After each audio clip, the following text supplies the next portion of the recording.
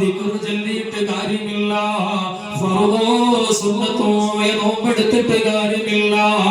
ഖൽബ് നന്നല്ലെങ്കിൽ, അയൽവാസികളോട് സ്നേഹമില്ലെങ്കിൽ, കുടുംബക്കാരോട് സ്നേഹമില്ലെങ്കിൽ, കുടുംബത്തിൽപ്പെട്ട ഏറ്റവും പ്രധാനികളായ പ്രിയപ്പെട്ട ഉമ്മയോട് വാപ്പയോട് അവരുടെ ഹക്കടപാടുകൾ തീർത്തില്ല എങ്കിൽ നിന്റെ ഹജ്ജും നിന്റെ ഉംറയും നിന്റെ സ്വലാത്തും നിന്റെ ദാനധർമ്മങ്ങളും നിന്റെ നോമ്പും നിന്റെ എല്ലാ സകാത്തുകളും നിന്റെ എല്ലാ പ്രവർത്തനങ്ങളും അല്ലാഹു സ്വീകരിക്കുകയില്ല എന്ന് അഷ്റഫുൽ വറാ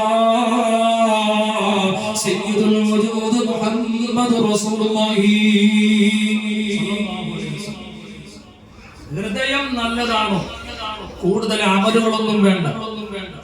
ഹൃദയം നല്ലതാണോ? കൂടുതൽ അമലുകളൊന്നും വേണ്ട. എന്റെയും നിങ്ങളുടെയും ഹൃദയത്തിലേക്കൊന്ന് ഇപ്പോൾ ഈ ഇരിക്കുന്ന സമയത്ത് ഒന്ന് ഒരു കൈ ചൂണ്ടിയിട്ട് ഒന്ന് ചോദിക്കുക, എത്ര പേരുടെ പിണക്കത്തിലാണ് നമ്മൾ ഓരോരുത്തർ? കുടുംബപരമായി, അയൽപക്കപരമായി, സാമ്പത്തികപരമായി, കൂട്ടുകാരന്മാരുപരമായി എത്ര ആളുകളുമായിട്ട് പിണക്കത്തിലാണ് നമ്മൾ ഓരോരുത്തർ? നമ്മുടെ ഹൃദയത്തിലേക്ക് ചോദിച്ചാൽ മതി.